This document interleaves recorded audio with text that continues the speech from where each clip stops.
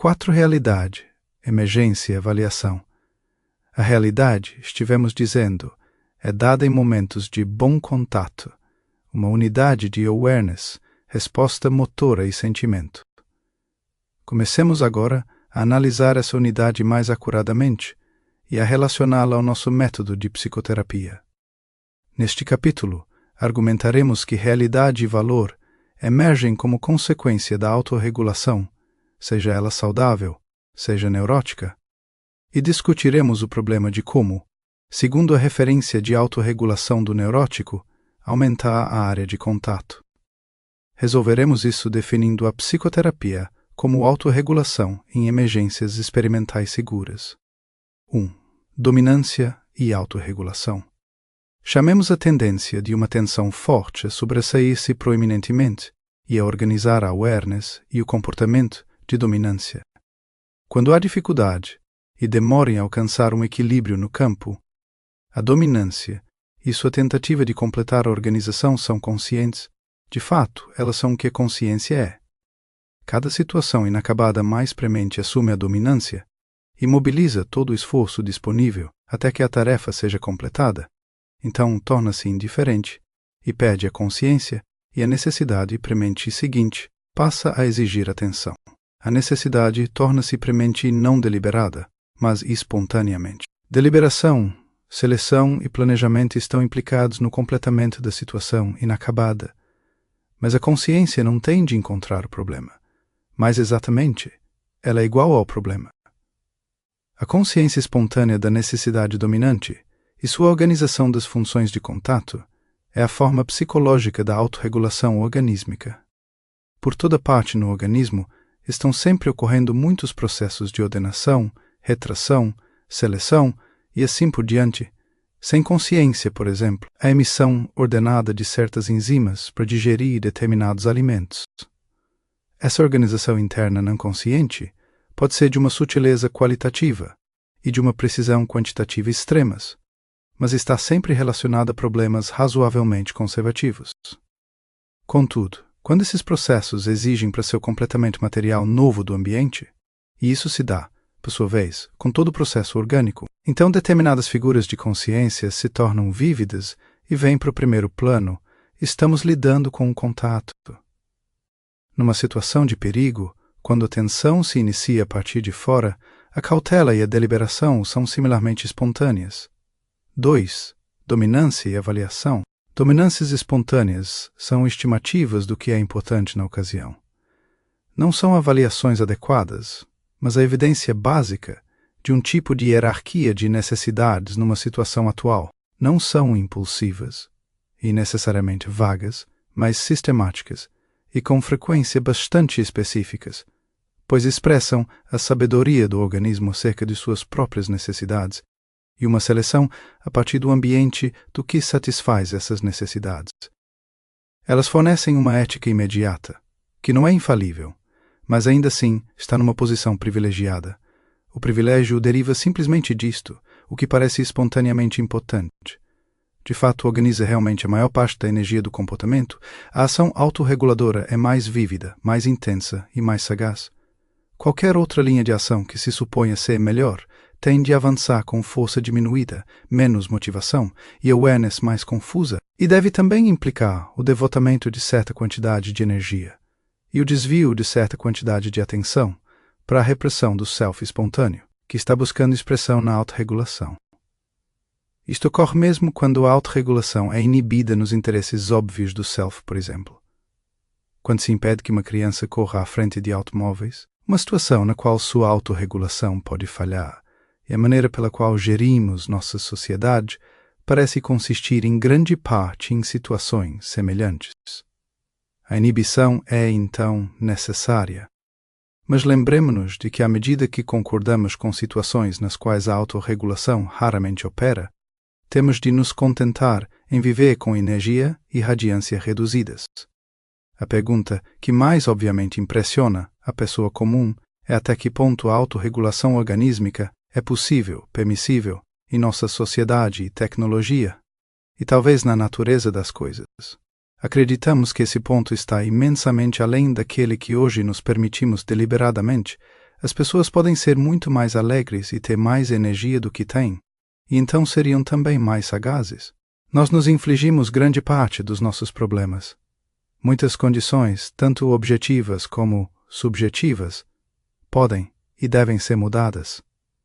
E mesmo quando a situação objetiva não pode ser mudada, por exemplo, quando uma pessoa amada morre, há reações regulatórias do próprio organismo, tais como chorar e ficar de luto, que ajudam a restaurar o equilíbrio.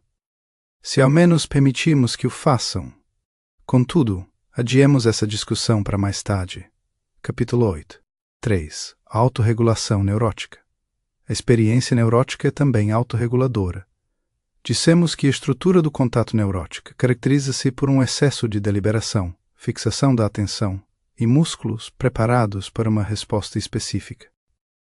Em seguida, impede-se que determinados impulsos e seus objetos venham para o primeiro plano. Repressão. O self não pode passar de maneira flexível de uma situação a outra. Rigidez e compulsão. A energia está presa a uma tarefa, arcaicamente concebida, que não pode ser completada.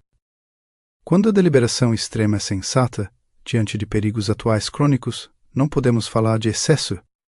No entanto, podemos muito bem falar de uma sociedade neurótica, cujos arranjos estão fora da escala humana. Mas o neurótico tem uma sensibilidade ao perigo extremamente aguçada. Ele é espontaneamente cauteloso, quando poderia relaxar com segurança. Expressemos isso de maneira mais acurada. O neurótico não pode relaxar com segurança em relação à sua situação concreta, incluindo sua avaliação arcaica dessa situação, porque se ajusta a ela, espontaneamente, por meio de sua autorregulação, considera perigosa e torna-se cauteloso. Entretanto, com a ajuda, aquela situação concreta pode ser mudada a seu favor. É mais proveitoso expressar isso dessa maneira complicada do que dizer simplesmente o neurótico está cometendo um erro, porque o neurótico se autorregula e procura o terapeuta para completar uma situação inacabada genuína.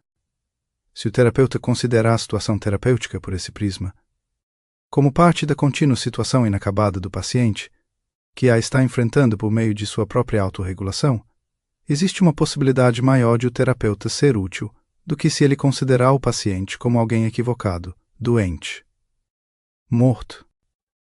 Porque certamente não é por meio da energia do terapeuta, mas por meio de sua própria energia que o paciente, em última instância, completará a situação. Chegamos então à questão espinhosa que queremos discutir neste capítulo. Qual é a relação entre a autorregulação contínua do paciente neurótico e a concepção científica de autorregulação organísmica saudável do terapeuta?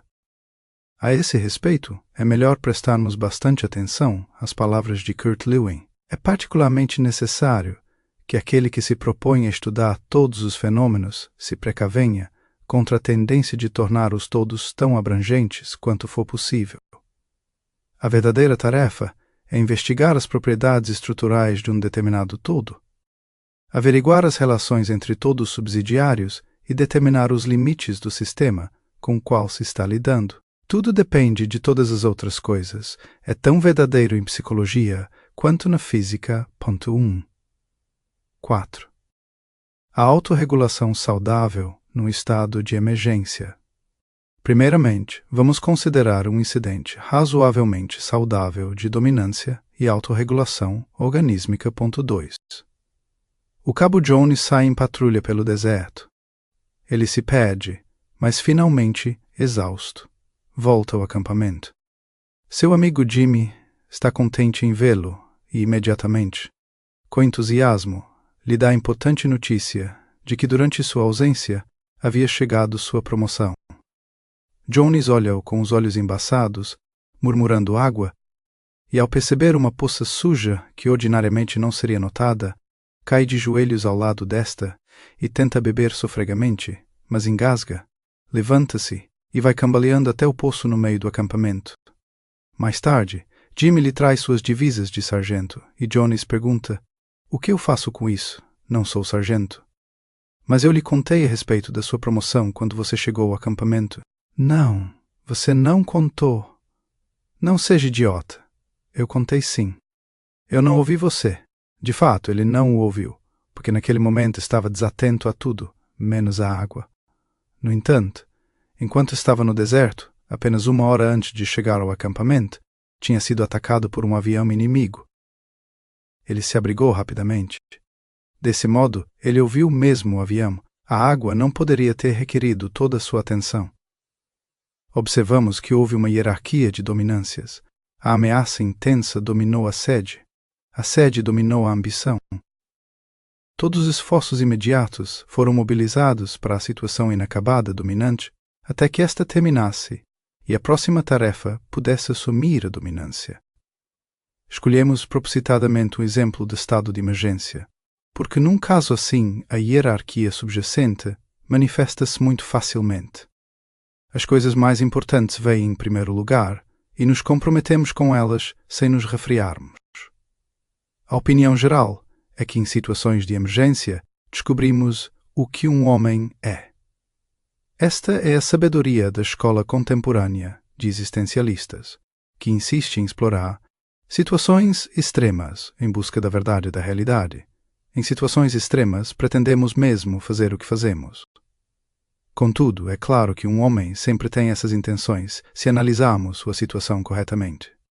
De modo paradoxal, é apenas porque nossos tempos constituem um estado de emergência crônico de baixo grau que nossos filósofos declaram que só num estado de emergência pungente é que a verdade é revelada. Ao contrário, é nossa desgraça comum o fato de obviamente não agirmos com maior grau de urgência e vividez do que às vezes demonstramos em estados de emergência. 5. A hierarquia de valores dada pelas dominâncias da autorregulação. Já vimos que a avaliação dada pela autorregulação ocupa uma posição ética privilegiada, porque só ela guia a awareness mais vívida e a força mais vigorosa. Qualquer outro tipo de avaliação tende a atuar com energia reduzida. Agora podemos acrescentar que, de fato, quando a realidade é premente, determinados valores expulsam outros valores, fornecendo uma hierarquia do que realmente guia a vivacidade e o vigor em sua execução. A doença, as deficiências e excessos somáticos têm um alto valor na hierarquia de dominância. O mesmo se dá com perigos ambientais. Contudo, isso também se dá com a necessidade de amor, de alguém para gostar, a evitação do isolamento e da solidão, e a necessidade de autoestima. E também no que diz respeito a sustentar a si próprio e a evoluir, independência. Cuida-se da confusão intelectual intensa e do que quer que se relacione intimamente à maneira como foi organizada e transformada em hábito a vida-carreira de um homem, de modo que às vezes o heroísmo e o fato de ser testemunha dominam o medo da morte. Num sentido importante, esses valores não são escolhidos, simplesmente aparecem. A alternativa, mesmo a de salvar a própria vida, é praticamente sem sentido, pois não organiza o comportamento e lhe falta alento. Certamente não temos a impressão de que o heroísmo, o sacrifício criativo ou a realização criativa sejam em grande medida um ato de vontade ou de autocoerção deliberada. Se o fossem, não liberariam tamanha força e glória. Qualquer conjunto ordenado de semelhantes dominâncias em situações concretas é essencial para a ética e a política. Na realidade, é nada menos do que uma teoria indutiva da natureza humana. A teoria da natureza humana é a ordem de autorregulação saudável. Especulemos um pouco neste parágrafo. Levando em consideração o exemplo simples do cabo com sede, poderíamos conceber uma regra expressa de forma negativa. O que quer que impeça qualquer comportamento de um tipo domina um comportamento específico desse mesmo tipo, e o gênero vem antes da espécie. Por exemplo, evitar a morte repentina antes de saciar a sede, ou preservar o bem-estar da criatura antes do bem-estar do ego. Ou, para dar um exemplo político, é estupidez uma sociedade inibir todo e qualquer sentimento e em seguida cultivar as artes. Ou essa regra poderia ser expressa como um princípio afirmativo. A lei básica da vida é a autopreservação e o crescimento. Ou ainda poderíamos conceber a regra de que o que é mais vulnerável e valioso é defendido primeiro. Como um cisco no olho sensível é a dor mais intensa e exige atenção. Esta é a sabedoria do corpo. 6. Teorias de psicoterapia como hierarquias de valor. Seja lá como for, toda teoria de medicina, psicoterapia ou educação, baseia-se em alguma concepção de autorregulação organísmica e em sua hierarquia de valores correspondente. Concepção é a operação do que o cientista considera de fato ser o principal fator dinâmico na vida e na sociedade. Nas teorias psicanalíticas, desenvolvidas em conformidade com a obra de Darwin, o fator dinâmico é em geral arranjado geneticamente sob a forma de uma história. Por exemplo, para Freud, que levava bastante em consideração a libido e seu desenvolvimento somático, a natureza humana é uma disposição dos estágios oral, anal, fálico e genital.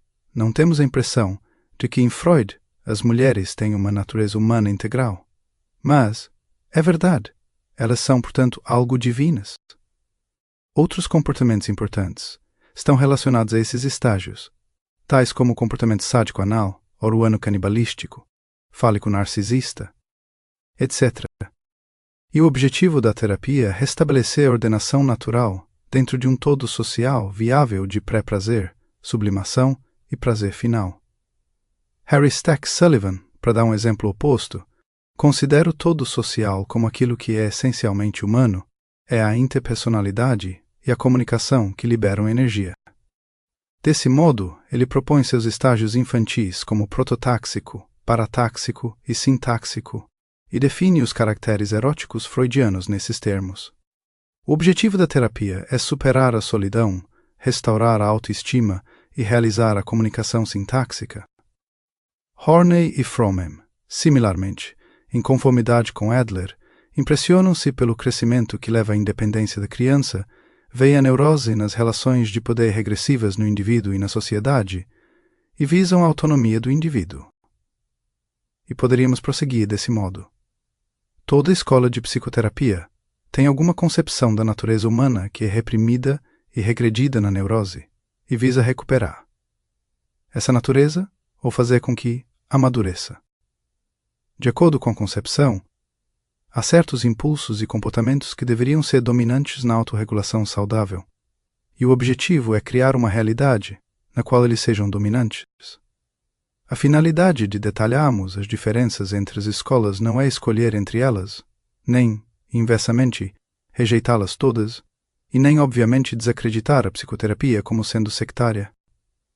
Na realidade, de modo geral, as diversas teorias não são logicamente incompatíveis e, com frequência, complementam-se primorosamente e, de forma indireta, comprovam-se mutuamente. Além disso, como já assinalamos, não é de surpreender que cientistas responsáveis possam chegar a tantas teorias discrepantes se tivermos em mente que, por razões diversas de personalidade e reputação, diferentes escolas de terapeutas recebem pacientes de tipos diferentes, e estes demonstram ser comprovações empíricas de suas teorias e a base para hipóteses adicionais na mesma linha.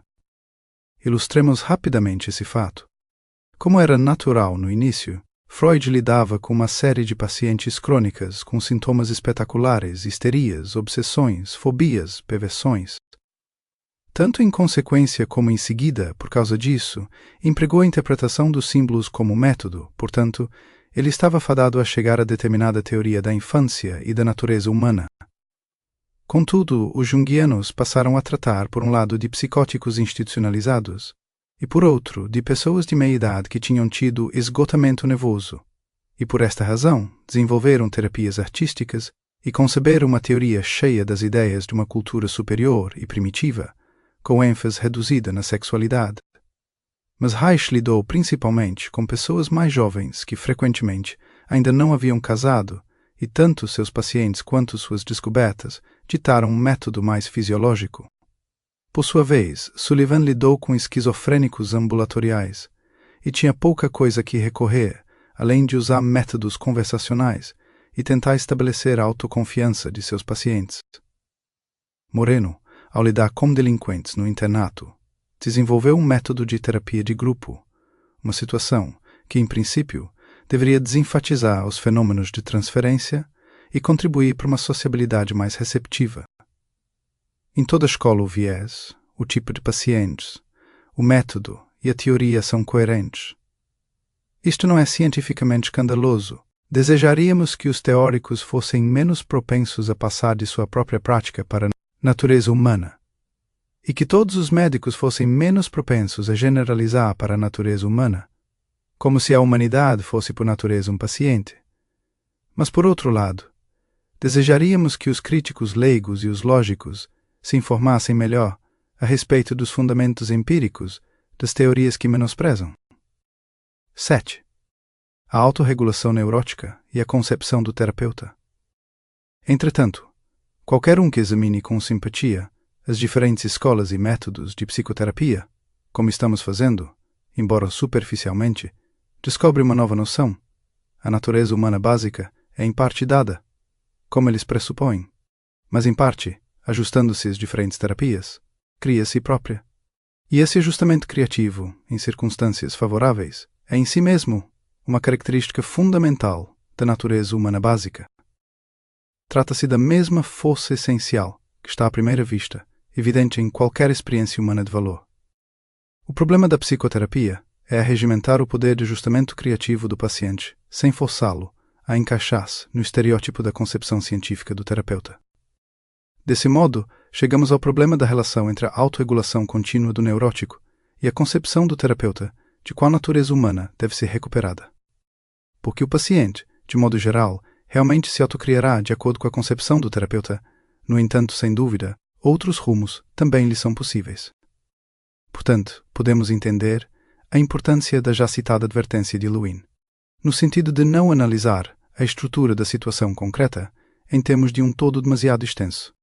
Considere, por um momento, a questão da seguinte maneira: a natureza humana, universal, qualquer que seja a concepção, é um compartilhar não somente de fatores animais, mas também de fatores culturais. E os fatores culturais, especialmente na nossa sociedade, são muito divergentes. A coexistência de divergências talvez seja a propriedade definidora de nossa cultura. Além disso, há arranjos excêntricos, sem dúvida originais, de indivíduos e famílias. E, o que é mais importante ainda, a autocriação, o ajustamento criativo, em circunstâncias diversas, tem ocorrido desde o começo, não completamente como um condicionamento extrínseco que pode ser descondicionado, mas principalmente como crescimento verdadeiro. Dados esses fatores de variação e excentricidade no paciente, é obviamente desejável ter uma terapia que estabeleça o menos possível uma norma e tente retirar o máximo possível da estrutura da situação concreta, aqui e agora. Deve-se dizer que frequentemente o terapeuta tenta impor seu padrão de saúde ao paciente e quando não consegue fazê-lo vocifera: autorregule-se, seu desgraçado. Eu estou dizendo a você o que é a autorregulação. O paciente se esforça e não consegue fazê-lo, e então não escapa da reprimenda. Você está morto. Ou você não quer. Dita em parte como uma técnica terapêutica e em parte como irritação ostensiva. Provavelmente a irritação é melhor do que a técnica. A situação usual é a seguinte: o terapeuta está empregando sua concepção científica como o plano geral do tratamento e adaptando-a a cada paciente. Por meio dessa concepção, ele escolhe a tarefa, observa que resistências existem e, quando investigá-las ou ignorá-las, e de acordo com sua concepção, o andamento lhe dá esperança ou o desespera. Bem, todo plano assim é naturalmente uma abstração da situação concreta. E o terapeuta necessariamente põe fé nessa abstração. Por exemplo, se seu fator dinâmico é a energia vegetativa e seu método é o fisiológico, ele tem esperança quando vê os desprendimentos musculares e o fluxo de movimentos, e desespera se o paciente não puder ou não quiser fazer o exercício. Os movimentos devem, ele acredita, indicar um progresso. Contudo, para um observador de outra escola, a situação poderia ser vista da seguinte maneira: o paciente de fato mudou no contexto em que se deita e submete seu corpo à manipulação de um terapeuta, ou em que manipula a si mesmo sob ordens, mas no contexto de ser ele mesmo. Fora do consultório, aprendeu apenas uma nova defesa contra as ameaças que vêm de baixo. Ou, pior ainda, somente aprendeu a colocar entre parênteses a ele próprio, e a agir como se estivesse sempre no consultório. O próprio paciente, é claro, passa a acreditar logo na mesma abstração que seu terapeuta, qualquer que seja ela. Em sua capacidade de observador dos acontecimentos, percebe que eventos excitantes realmente ocorrem. Isto dá uma dimensão inteiramente nova à sua vida e vale o dinheiro que ele paga. E a longo prazo alguma coisa funciona um pouco. Estamos dizendo isso de modo irônico, entretanto, todos estão na mesma canoa, talvez inevitavelmente. Ainda assim, é bom chamar as coisas pelo seu nome. 8. Investigando as resistências e interpretando o que surge. Expressemos a questão novamente. No âmbito da controvérsia clássica entre o arcaico interpretar o que quer que seja e o posterior investigar as resistências, em última instância, análise de caráter, que estão, contudo, relacionados de maneira inextricável, geralmente se começa a partir do que surge, o que o paciente traz espontaneamente quando entra, seja um pesadelo, uma atitude desonesta, um discurso sem vida ou um maxilar rígido, ou seja lá, o que for que nos impressione. Mesmo aqui, no entanto, trata-se de uma situação, a qual, em geral, se faz vista grossa, em que o simples fato de ele entrar no consultório é em parte uma defesa contra seu próprio ajustamento criativo, uma resistência contra seu próprio crescimento, assim como um apelo vigoroso por ajuda. 3. De qualquer modo, o terapeuta principia a partir do que o paciente traz. Mas a opinião geral é que se ele continuar a investigar o que o paciente traz por muito tempo, este usará de subterfúgios e andará em círculos. Portanto, assim que se perceber uma resistência crucial de acordo com nossa concepção, malhamos. Nisso, contudo, enquanto a malhação prossegue, o paciente está diligentemente isolando o ponto perigoso e levantando uma outra defesa. Em seguida, surge o problema de atacar ambas as defesas de uma vez, para que uma não possa substituir a outra. Contudo, isto não equivale a investigar o que surge, o que o paciente traz. Mas é claro que a nova situação tem grandes vantagens. O terapeuta agora entende melhor, pois está envolvido numa situação que ele próprio, em parte, criou. As reações que ocorrem confirmam suas conjecturas ou as alteram em determinado sentido. O próprio terapeuta está crescendo numa situação real, cedendo ao que é trazido e defendendo-se contra os elementos neuróticos da situação. E a esperança é que um dia a estrutura dos elementos neuróticos, enfraquecida gradativamente, entre em colapso. Qual é nosso objetivo ao apresentar esse retrato curiosamente intricado do que acontece? Queremos dizer que interpretar o que surge e investigar as resistências estão combinados de maneira inextricável na situação concreta e que se há algum crescimento, tanto os pronunciamentos espontâneos do paciente e suas resistências neuróticas, como a concepção do terapeuta e suas defesas não neuróticas contra ser enganado, manipulado, etc., são progressivamente destruídos na situação que se desenvolve. Desse modo, é concentrando-se na estrutura concreta da situação real que podemos ter as melhores esperanças de dissolver os elementos neuróticos. E isto significa, certamente, um apego menos rígido do que a própria concepção científica pode geralmente ser observado nesta profissão. 9. A natureza dupla de um sintoma. A estrutura da situação é a coerência interna de sua forma e conteúdo. E estamos tentando mostrar que se concentrar nisso fornece a relação apropriada entre a autorregulação contínua do paciente e a concepção do terapeuta. Uma das mais importantes observações de Freud foi a dupla natureza do sintoma neurótico. O sintoma é tanto uma expressão de vitalidade quanto uma defesa contra a vitalidade. Preferimos dizer, a autoconquista ataca a própria vitalidade. A opinião geral dos terapeutas é no sentido de usar os elementos saudáveis para combater a neurose. Isto soa muito bonito, significa o desejo de cooperar, a honestidade inata, o orgasmo, o desejo de estar bem e feliz. Mas esses elementos mais criativos e vitais foram precisamente os elementos neuróticos, a autorregulação neurótica característica do paciente. Essa questão é muito importante. A noção comum de se usar os elementos saudáveis sugere que a neurose é meramente uma negação da vitalidade, mas não acontece de o comportamento neurótico autorregulador ter traços positivos, frequentemente inventivos e às vezes pertencentes a uma ordem superior de progresso. O impulso neurótico obviamente não é meramente negativo, pois exerceu de fato um grande efeito modelador sobre o paciente, e não se pode explicar o efeito positivo por uma causa negativa. Se a concepção básica da natureza humana saudável, qualquer que seja ela, for correta, então todos os pacientes seriam curados para serem semelhantes. Este é o caso. De forma mais precisa, é justamente na saúde e na espontaneidade que os homens parecem mais diferentes, mais imprevisíveis, mais excêntricos. Como categorias de neuróticos, os homens são mais parecidos. Este é o efeito embotador da doença. Desse modo, podemos observar aqui de novo que o sintoma tem um aspecto duplo, como a rigidez torna o homem apenas um exemplo de um tipo de caráter, e a meia dúzia de tipos. Mas na qualidade de obra de seu próprio self criativo, o sintoma expressa a singularidade de um homem.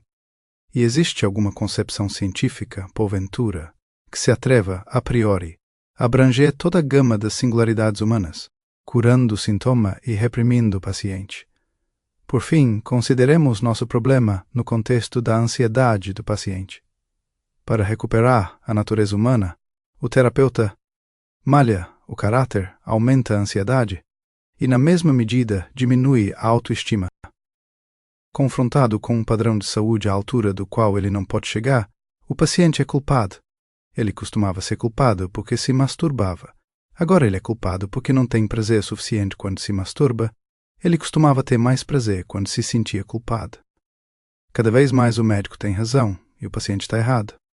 Contudo, sabemos que, subjacente à característica defensiva, e de fato dentro desta, há sempre um lindo sentimento infantil de afirmação, indignação em meio à provocação, admiração fiel no apego, isolamento em meio à solidão, agressividade em meio à hostilidade, criatividade em meio à confusão. E esse componente não é, em absoluto, irrelevante na situação atual, pois mesmo agora e aqui há muito pelo que se indignar e algo a que ser leal e admirar, um professor a ser destruído e assimilado, e uma escuridão onde somente o Espírito Criador tem um lampejo de luz. Naturalmente, nenhuma terapia pode extirpar essas manifestações nativas. Entretanto, estamos dizendo que as manifestações nativas e seu emprego neurótico formam agora uma figura todo, pois são obra da autorrevelação contínua do paciente. Qual deve ser a consequência de se malhar as resistências? Ansioso e culpado, assolado por um ataque frontal, o paciente reprime o todo inteiro. Supondo que tenha havido um ganho no total, a energia presa é liberada. Ainda assim, o paciente perdeu de maneira importante suas próprias armas e sua orientação no mundo. A nova energia disponível não pode funcionar e ser posta à prova na experiência. Para um amigo inteligente e compreensivo do paciente, o resultado aparece da seguinte maneira. O processo de análise foi ou um processo de nivelação e ajustamento, ou então um processo estreito e sectário, dependendo da concepção científica básica. Há ênfase maior em mais liberações pessoais ou interpessoais. O paciente realmente se aproximou da norma da teoria, e desse modo a teoria foi de novo comprovada. 11. As exigências de um bom método. Vamos juntar e resumir o que estivemos dizendo sobre a relação entre a autorregulação do neurótico e a concepção do terapeuta de autorregulação organísmica. Encontramos razões para acreditar que o poder de ajustamento criativo à terapia está presente em todo o método. Vimos que era aconselhável postular o menos possível a normalidade, como abstração da situação aqui e agora. Há o perigo de que o paciente se aproxime da norma abstrata só no contexto do tratamento. E tentamos mostrar que o que surge e as resistências ao tratamento estão ambos presentes na concretude, e que o envolvimento do terapeuta não é simplesmente como objeto da transferência do paciente, mas está em seu próprio crescimento dentro da situação, colocando sua preconcepção em jogo. Além do mais, relembramos que o sintoma neurótico é uma estrutura intrínseca de elementos vitais e embotadores, é que o melhor self do paciente está investido nela. E por último, que há o perigo de, ao dissolver as resistências, o paciente tornar-se menos do que era. Em todas essas considerações, vimos motivo para concentrarmos-nos na estrutura da situação concreta como sendo a tarefa do ajustamento criativo, para tentar uma síntese inteiramente nova e fazer disso a questão principal da sessão. Contudo, por outro lado, é um absurdo pensar, mesmo por um momento, em não combater as resistências, em não criar ansiedade, em não mostrar que uma resposta neurótica não funciona, em não reviver o passado, em recusar toda interpretação e descartar nossa ciência. Porque os resultados serão superficiais, nenhuma energia presa será liberada, etc. E humanamente falando, qual é a realidade de um encontro no qual um dos parceiros, o terapeuta, inibe seu melhor poder, o que sabe e por meio do que avalia? O problema reduz-se então ao que foi detalhado, de qual a estrutura do encontro, como empregar e dispor o conflito, a ansiedade, o passado, a concepção e a interpretação, para atingir o clímax do ajustamento criativo. 12. Awareness de si próprio em emergências seguras experimentais. Voltando ao Cabo Jones e sua hierarquia de respostas saudáveis numa emergência, propomos como estrutura de encontro provocar uma emergência segura concentrando-se na situação concreta. Isto parece uma proposição estranha, mas é exatamente o que é feito por terapeutas de qualquer escola em momentos de êxito. Considere uma situação semelhante à seguinte. 1. O paciente, como parceiro ativo no experimento, concentra-se no que está realmente sentindo, pensando, fazendo, dizendo. Ele tenta entrar em contato com isso mais intimamente em termos de imagem, sentimento do corpo, resposta motora, descrição verbal, etc. 2. Como é algo que o interessa intensamente, não precisa de modo deliberado prestar atenção a isto, mas isto lhe atrai atenção. O contexto pode ser escolhido pelo terapeuta a partir do que ele conhece do paciente e de acordo com sua concepção científica de onde está a resistência. 3. É algo de que o paciente está vagamente consciente e de que se torna mais consciente devido ao exercício. 4. Ao fazer o exercício, o paciente é encorajado a seguir sua inclinação, a imaginar e exagerar livremente, pois trata-se de um jogo seguro. Ele emprega a atitude, e a atitude exagerada na sua situação concreta. Sua atitude em relação a si próprio, em relação ao terapeuta, seu comportamento costumeiro, na família, no sexo, no trabalho. 5. Alternadamente, ele inibe de modo exagerado a atitude e emprega a inibição nos mesmos contextos. 6. À medida que o contato torna-se mais íntimo e o conteúdo mais completo, ele fica ansioso. Isto constitui um estado de emergência sentida, mas a emergência é segura e controlável, e os dois parceiros sabem que ela o é. 7. O objetivo é que na emergência segura, a intenção reprimida, subjacente uma ação, atitude, objeto atual, memória se torne dominante e reforme a figura. 8. O paciente aceita a nova figura como sendo sua própria, sentindo que sou eu que estou sentindo, pensando e fazendo isso. Esta, certamente, não é uma situação terapêutica estranha e não prejulga o emprego de nenhum método, seja ele analgésico, interpessoal ou fisiológico, nem de nenhuma concepção básica. O que é novo é a expectativa da ansiedade não como um subproduto inevitável, mas como uma vantagem funcional. E isto é possível porque a atividade interessada do paciente é mantida no centro do começo ao fim. Ao reconhecer a emergência, ele não foge ou se paralisa, mas mantém sua coragem, torna-se cauteloso e realiza ativamente o comportamento que se torna dominante. É ele que está criando a emergência, esta não é algo que o assola de fora. E a tolerância da ansiedade é o mesmo que a formação de uma nova figura. Se o estado neurótico é a resposta a uma emergência crônica inexistente de baixo grau, com tono muscular médio, estado de prontidão apático e fixo, em lugar de relaxamento, ou um tono galvânico e um estado de prontidão perspicaz e flexível, Então o objetivo é concentrar-se em uma emergência de alto grau existente, a qual o paciente pode realmente enfrentar e desse modo crescer. É comum que se diga ao paciente: você adotou esse comportamento quando estava realmente em perigo, por exemplo, quando era criança, mas agora você está seguro, adulto. Isto é verdade até certo ponto. Entretanto, o paciente sente seguro, de fato, só enquanto o comportamento neurótico não está implicado, quando está deitado, conversando com uma pessoa amiga, etc. Ou, ao contrário, o terapeuta ataca a resistência e o paciente é assolado pela ansiedade. Contudo, o problema é o paciente sentir o comportamento em seu próprio emprego num estado de emergência e, ao mesmo tempo, sentir que está seguro porque pode enfrentar a situação. Isto é intensificar a emergência crônica de baixo grau até se tornar uma emergência de alto grau segura, acompanhada de ansiedade, mas ainda assim controlável pelo paciente ativo. Os problemas técnicos são: a. Aumentar a tensão por meio de orientações corretas e b.